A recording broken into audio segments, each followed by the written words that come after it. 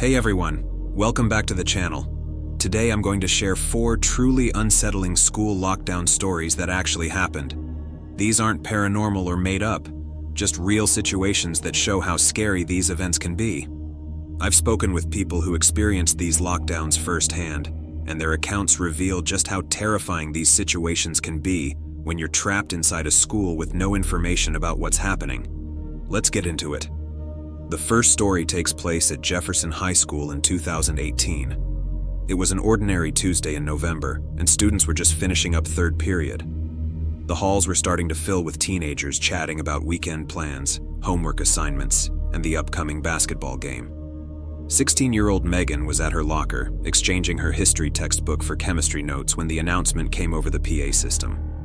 The principal's voice was different than usual, tense, controlled, but with an unmistakable edge of urgency. "This is not a drill. We are in lockdown. All students and staff implement lockdown procedures immediately." The hallway froze for a split second before erupting into controlled chaos. Teachers emerged from classrooms, ushering students inside, any classroom, not necessarily their own. Megan was quickly pulled into Mrs. Henderson's English class by a teacher she barely knew. The door was locked, lights turned off, and within moments, 30 students were huddled in the back corner of the room, as far from the windows and door as possible. Mrs. Henderson whispered instructions to stay absolutely silent and to turn phones to silent mode. No one knew what was happening. For nearly 2 hours, they sat in darkness, the only light coming from the occasional glow of a phone, as students desperately checked for information, texted parents, or read news alerts. What made this particularly terrifying wasn't just the uncertainty, it was that they could hear things. Around 40 minutes into the lockdown, heavy footsteps echoed down the hallway outside. Slow, deliberate steps that paused outside each classroom door. Then came the sound that still haunts Megan's dreams. The metallic click and rattle of someone testing the doorknob to their classroom, trying to get in. Mrs. Henderson motioned for absolute silence, her finger pressed firmly to her lips as tears streamed down several students' faces. The handle jiggled again, more forcefully this time. Someone on the other side was trying to get in. Then a man's voice, unfamiliar and angry, muttered something inaudible before moving on to the next classroom. Later, they learned the truth. An armed man had entered the school looking for his ex-girlfriend, a language arts teacher who had recently filed a restraining order against him. He had somehow bypassed the front office security and made it into the building during class change when doors were briefly opened. The school resource officer had spotted him on security cameras and initiated the lockdown immediately. Police arrived within minutes, but it took time to search the large campus building by building. The man was eventually apprehended by police in the teacher's lounge without anyone getting hurt. But those students will never forget the sound of those doorknobs being tested while they sat in darkness, not knowing if they would make it home that day. "I still get anxious whenever I hear a doorknob turning," Megan shared. "It's been years, but that specific sound just takes me right back to that classroom." Our second story happened at a middle school in Oregon during what should have been an ordinary lunch period. Westridge Middle School had just implemented new security measures that fall, with staff receiving updated training on emergency protocols. Little did they know they'd be putting that training to use sooner than expected. It was 12:15 p.m. on a Wednesday when Principal Davis suddenly came on the intercom, his voice calm but firm. "Teachers and staff, initiate lockdown procedures immediately. This is not a drill." The cafeteria, filled with nearly 200 students midway through lunch, fell silent for a moment before the trained cafeteria monitors sprang into action. They directed students to quickly and quietly move to the nearest classrooms, leaving behind half-eaten lunches and backpacks. 12-year-old Tyler was sitting with friends when the announcement came. "At first we thought it was another drill," he recalled. "We'd had 2 that semester already. But something in the principal's voice made this feel different." Teachers rushed students from the cafeteria into nearby classrooms while those already in rooms locked doors and covered windows. What made this lockdown especially unsettling was the reason behind it. A former student who had been expelled 3 months earlier for making threats had returned to campus. The boy, whose name was withheld due to his age, had been spotted by a teacher entering a side door that had been propped open by a student. He was wearing a heavy backpack and had a hooded sweatshirt pulled low over his face. The teacher recognized him immediately and alerted the office. For over an hour, students hid under desks and in storage closets while armed police methodically searched the building room by room. Social studies teacher Ms. Roberts had 28 seventh graders crammed into her classroom storage closet, a space designed for supplies, not people. I had kids pressed against map rolls and textbook stacks, she remembered. Some were crying silently. I just kept whispering that everything would be okay, even though I wasn't sure myself. Seventh grader Emma had the presence of mind to record snippets of audio on her phone, hushed voices of her classmates crying and whimpering while their teacher tried to comfort them with whispered reassurances. The recording later became evidence in the investigation. The school's new silent alarm system had immediately alerted police, who arrived within 4 minutes of the lockdown being initiated. They established a perimeter and began a systematic search. Parents, alerted by text from their frightened children, gathered outside the police barricade, desperate for information. After an excruciating 72 minutes in lockdown, police finally found the former student hiding in a third-floor bathroom. The backpack that had caused so much concern turned out to contain only clothes and a notebook. He had apparently planned to stay at the school overnight to send a message to the administration who had expelled him. However, when police examined his phone, they found search history for school shootings and information about making improvised explosives. He was taken into custody and later charged with trespassing and making terroristic threats. While no one was physically harmed, the psychological impact on the school community was significant. The school brought in counselors for weeks afterward, and attendance dropped noticeably. "I still check where the exits are whenever I go into a room," said Tyler, now in high school. "That day changed how I see safety forever." The third incident occurred during what should have been a celebration at Westlake High School in California. It was Spirit Week, and the entire student body of over 1,200 students was gathered in the gymnasium for a morning pep rally. The cheerleaders had just finished their routine, and the principal, Dr. Hendricks, was about to announce the senior class homecoming court when his assistant hurried across the gym floor and handed him a note. Those in the front rows noticed the immediate change in his demeanor.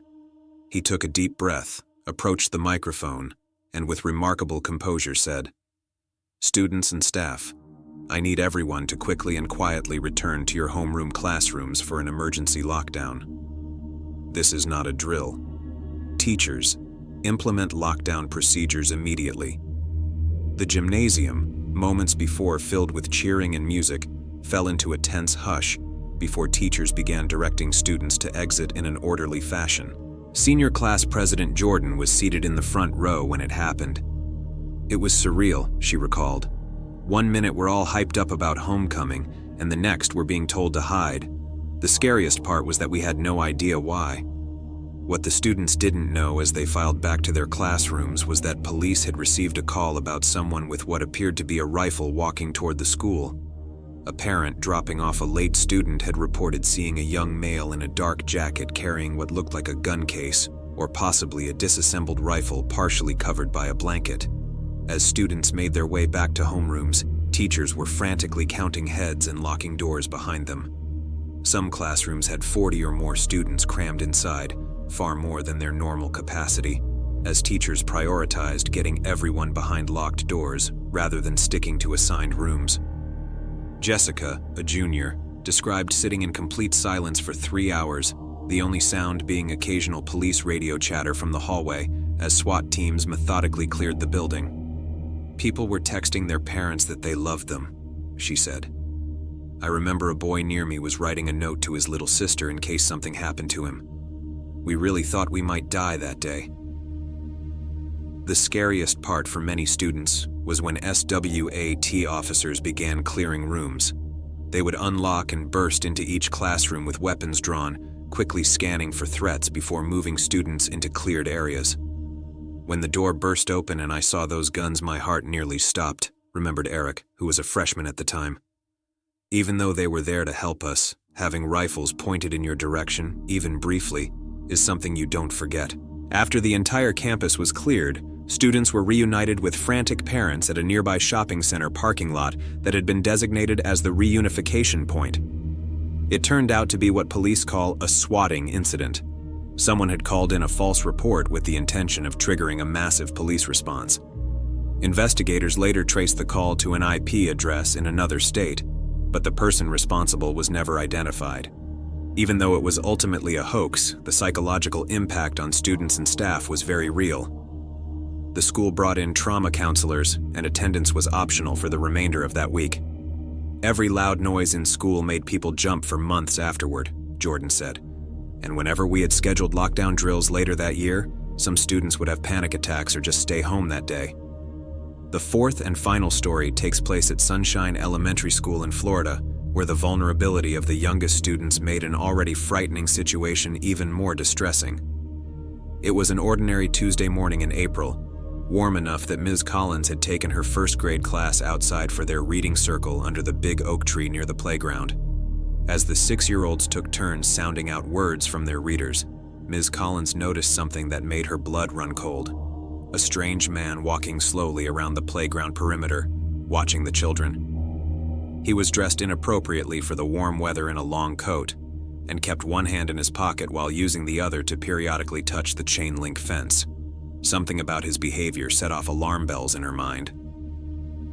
Ms. Collins had been teaching for 22 years, and her instincts told her something was very wrong. She casually instructed her teaching assistant to gather the children and take them inside for a surprise activity, while she quickly called the front office on her cell phone. Within seconds, Principal Garcia's voice came over the outdoor and indoor speakers. "Teachers and staff, implement lockdown procedures immediately. This is not a drill." What makes this story particularly disturbing is how kindergarten teacher Mrs. Rodriguez had to keep 25 5-year-olds completely silent while hiding in a supply closet barely big enough for all of them. They didn't understand the concept of a bad person potentially being in the school, she later explained. How do you make a kindergartner understand the need for complete silence without traumatizing them?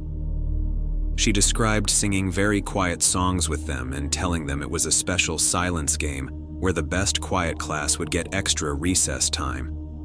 She had them practice butterfly breathing, taking deep breaths with their hands fluttering like wings to keep them calm and quiet.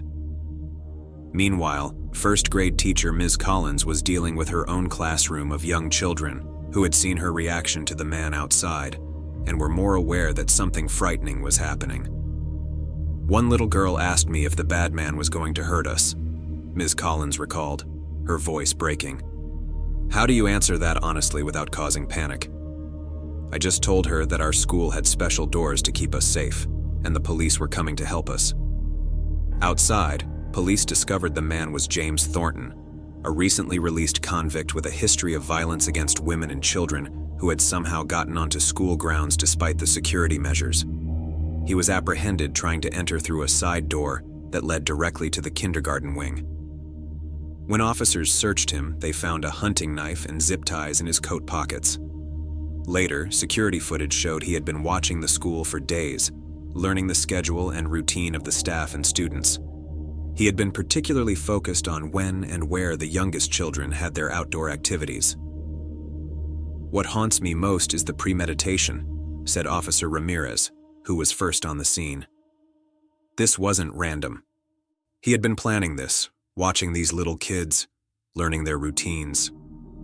The lockdown lasted nearly 2 hours as police thoroughly searched the entire campus to ensure there were no accomplices. For Mrs. Rodriguez, keeping 25 kindergartners silent and calm for that long was perhaps the greatest challenge of her teaching career. "I had children who needed to use the bathroom, who were hungry, who didn't understand why we were all crammed in a dark closet instead of having snack time," she recalled. "I was singing the quietest songs I've ever sung, making up stories in whispers, anything to keep them from crying out or getting scared." Parents were notified of the lockdown via the school's emergency alert system, creating a chaotic scene outside as hundreds of frightened adults gathered beyond the police perimeter. The reunification process took hours, with each child being individually checked out to verified guardians. In the aftermath, the school installed additional security cameras, reinforced all exterior doors, and implemented a buddy system where teachers would no longer take classes outside alone. The most profound change, however, was in how the teachers viewed their responsibility. I realized that day that I wasn't just responsible for teaching these children to read and write, said Ms. Collins. I was potentially responsible for keeping them alive. That changes how you see your job forever. These 4 stories remind us that while lockdowns are designed to keep students and staff safe, they can be genuinely traumatic experiences that leave lasting psychological impacts. Teachers and students often have no idea what's happening during these events, which makes them all the more frightening. The uncertainty, not knowing if there's a real threat, how serious it is, or how long they'll be locked down, compounds the fear.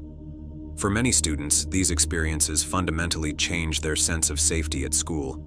Several of the people interviewed for these stories mentioned developing anxiety, hypervigilance, or post-traumatic stress symptoms afterward. Schools increasingly recognize the need for psychological support following such events, even when no physical harm occurs. The emotional safety of students is just as important as their physical safety, noted Dr. Keller, a school psychologist who has worked with several districts on post-lockdown mental health initiatives. We're seeing more schools implementing trauma-informed approaches to help students process these experiences. Perhaps most disturbing is how lockdowns have become normalized in American education. No longer rare emergency measures, but regular occurrences that students and teachers must be prepared for. Regular drills, while necessary, serve as constant reminders of potential danger. I remember when fire drills were the only safety drills we did, reflected Principal Garcia from Sunshine Elementary. Now we train for active threats the same way we train for natural disasters. It's a sad reality of modern education. If you've ever experienced a lockdown situation at school, whether as a student, teacher, or parent, feel free to share your story in the comments below. These experiences, while difficult to talk about, help others understand the real impact of these events. And as always, stay safe, everyone.